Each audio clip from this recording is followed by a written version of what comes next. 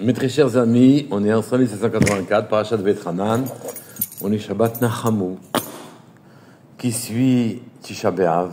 Le monde nous offre un spectacle de guerre désolant, mais nous apprendrons que dans cette paracha, le regard que l'on porte sur le monde modifie le monde lui-même. Le Baal HaTanya dit que contrairement à ce que l'on croit, nous, ce qu'on croit, c'est que nous avons un Yetzer Tov et un Yetzer Hara, un esprit qui porte vers le bien, un esprit qui porte vers le mal, et on a une âme, en quelque sorte. Et donc, s'affrontent dans le système de cette âme, dans la logique de cette âme, dans les lois concernant cette âme, deux forces. Et nous arbitrons entre ces deux forces. Un coup, on penche plutôt vers faire moins bien, un coup, on pense vers le bien, et ceci est faux. Nous avons en vérité deux âmes, deux systèmes, deux vies, deux fonctionnements. Une âme que l'on appelait béhémite, un petit peu matérialiste, un petit peu, beaucoup matérialiste, qui ne voit que les choses de manière terrestre. Et le système de fonctionnement et la logique terrestre. Et une âme spirituelle, rouhanite, qui a son système de fonctionnement aussi. Et nous avons donc deux âmes et une conscience.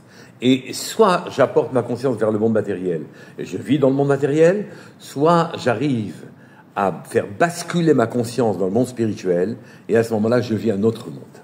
Dans notre paracha, nous voyons une application pratique de ce principe. Akadosh Baruch Hu s'est courroucé contre moi de votre fête. Alors Akadosh Baruch Hu a refusé de me faire quitter le désert, où je serai enterré, dit Moshe Rabbeinu. Et Akadosh Baruch Hu aurait accédé d'une certaine manière à cette demande en lui disant « Allez, Rosh HaPisga, monte sur cette montagne, ce monticule, Vesa Enecha, élève les yeux, Yamat, Safona, Beteimana, Mezara, à l'ouest, au nord, à l'est et au sud et à l'est. Pour Ebenecha, et regarde avec tes yeux, dans les quatre directions, Kilota Avor et Tayardenaz, et regarde avec tes yeux la terre d'Israël. La question qui se pose évidemment, est-ce que je vous accède à la demande de Moshe? Moshe Rabbeinu lui demandait de venir en Eretz Israël, de vivre en Eretz Israël. Et Akadosh Baruch Hu lui a répondu, monte Rosh HaPisga, monte sur cette hauteur-là, et regarde dans les quatre directions, et tu verras Eretz Israël. Est-ce accéder à sa demande? Non, évidemment. Même si les Chachamim expliquent, le Roi Chaim notamment, explique qu'il va regarder ces deux fois, il y a deux fois le mot Sa'enecha, lève les yeux, et Ebeinecha, et regarde avec tes yeux, évidemment. Avec quoi allait-il regarder? Si ce n'est avec ses yeux. Pour dire qu'en vérité, il n'a pas employé de moyens comme des jumelles qui permettent de voir au loin ce que, avec nos yeux, on ne peut pas voir. Non, ses yeux ont vraiment vu. Rashi aussi souligne qu'il a demandé finalement à voir la terre, Yerushalayim et le Beit HaMikdash. Chaque jour, on a montré toute la terre, dans toutes les directions. Il n'en reste pas moins que ce n'est pas un lot de consommation, il s'agit de Moshe Rabbeinu.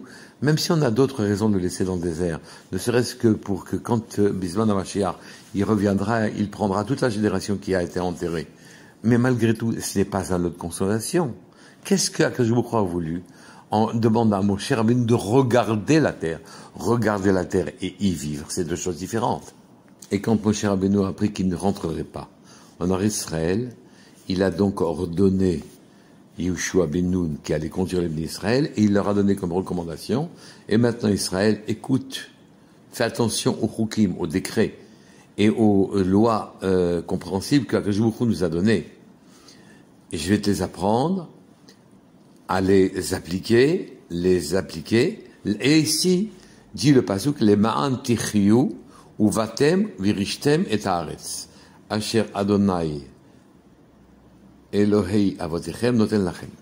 Appliquez les commandements, appliquez-les, afin que vous viviez, que vous veniez, sous-entendu physiquement dans la terre, virishtem, et que vous en héritiez. Il lui eût suffi dans ce passage de ne parler que d'hériter de la terre. Hériter contenait, comme dans l'expression, et la conquête et l'installation. Baptême est un mot de trop. Qu'est-ce qu'on veut dire par baptême? Vous veniez en hériter. Dans Tzrot Chaim, le Harizal, nous enseigne que la istaklut, le regard, crée le keli, crée l'instrument. Je m'explique. Quand un homme regarde un objet, un animal, une chose inerte, eh bien, il fait vivre l'objet dans son monde et il vit du regard qu'il porte sur l'objet. Il y a une espèce de synergie où par la vision, on crée le monde dans lequel on vit et on vit parce qu'un monde existe. La vision de l'objet que l'on voit est aussi nécessaire à l'objet que nécessaire à l'homme qui regarde, car quand il regarde, il crée un keli, il fige un monde. La vision crée et organise un monde avec toutes ses lois, que l'on voit s'appliquer et qui correspond à ce que notre conscience attend, oui, de ce monde-ci, et dont on voit les conséquences. Et donc, nous créons le monde par notre vision, mais par là même, nous nous créons à nous dans ce même monde et nous fabriquons un espèce d'instrument, un keli, un système organisé avec toutes ces lois que l'on peut, entre guillemets, voir.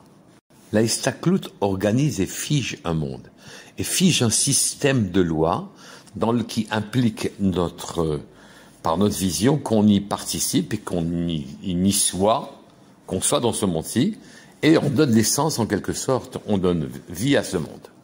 La vision a quelque chose de très important. Et la Torah nous demande de ne figer, de ne cristalliser qu'un monde qui soit conforme à ce que Akadosh Baruch Hu veut que l'on voit. Quand il nous dit Velo taturu acharevachem v'acharei einechem asher atem zonim acharehem, et vous ne suivrez pas votre cœur et vos yeux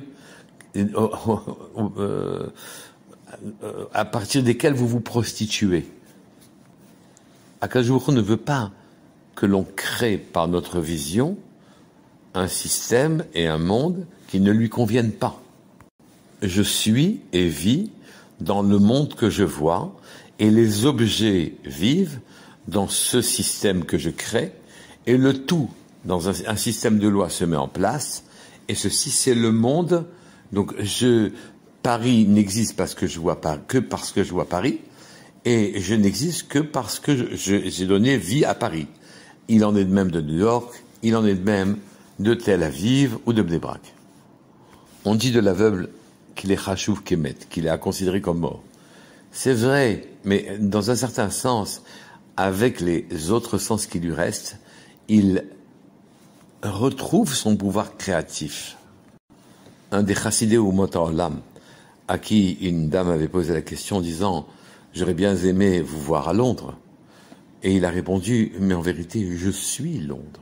Quand je conçois et je vois avec mes yeux, que j'élève mes yeux, que je vois Londres, je fabrique Londres et je suis à Londres et je suis même Londres lui-même. » Quand Akadosh Baruch Hu nous demande de ne pas fabriquer par notre vision un monde qu'il n'aimera pas, il constitue une prostitution à notre égard. Il dit ce monde, oui, vous le créerez, cet autre monde, vous ne voyez pas. Dans l'éducation des anciens, on évitait de montrer aux jeunes enfants des animaux qui n'étaient pas kshérim, de manière à ce que la création des mondes qu'ils faisaient par l'image qu'ils projetaient en eux ne comprenaient pas ces animaux impurs. Maintenant, on peut comprendre. Quand je vous crois, dit à Moshe Rabbeinu, monte sur cette hauteur et regarde la terre dans toutes les directions. En vérité, il lui a demandé, il l'a fait vivre la terre d'Israël dans Moshe Rabbeinu, et Moshe Rabbeinu a vécu dans la terre d'Israël, dans un système en symbiose qui les contenait tous les deux. Moshe Rabbeinu a vu son rêve se réaliser, à une différence près, c'est qu'il ne va pas y vivre. Et c'est ce qu'il a dit au Bnei Israël. Quand vous rentrerez en Israël, faites attention d'appliquer les commandements que Akadosh Baruch Hu nous a donnés. Parce qu'à ce moment-là, ces commandements vous feront, cette fois-ci, vivre quand vous venez physiquement dans la terre d'Israël, et à ce moment-là, vous en hériterez. Il ne s'agit plus d'une création dans laquelle je vis, j'allais dire virtuellement, mais c'est faux. Je vis dans le monde de mes pensées. Donc Moshe Rabbeinu a réellement vécu dans le monde qu'il a vu. Mais les bénis d'Israël maintenant vont vivre physiquement. Et donc, ils ne devront, cette fois-ci, ils ne pourront s'en sortir que s'ils respectent les commandements. Là, ils pourront, cette fois-ci, vivre physiquement dans cette terre, quand ils y viendront, ce que Moshe Rabbeinu n'a pas pu faire. Et là, ils hériteront d'une terre physique qui est une autre dimension de la terre que l'on crée par notre pensée et par nos regards quand on lève les yeux vers la spiritualité. C'est un enseignement très fort qui nous concerne, aussi à nous, et pas seulement Moshe Rabbeinu. C'est nous qui créons notre monde. Nous vivons dans le monde que nous créons, et nous vivons de ce monde que nous créons. Par quoi ? Par l'œil de notre pensée, notre œil spirituel. Il faut à ce moment-là avoir une certaine maîtrise qui permette de ne vivre que dans les mondes qu'Akadosh Baruch Hu nous a permis de créer, de sorte qu'on pourra, dans ces mondes-là, le rencontrer à lui aussi. Shabbat Shalom Mevorach, Kol Tov.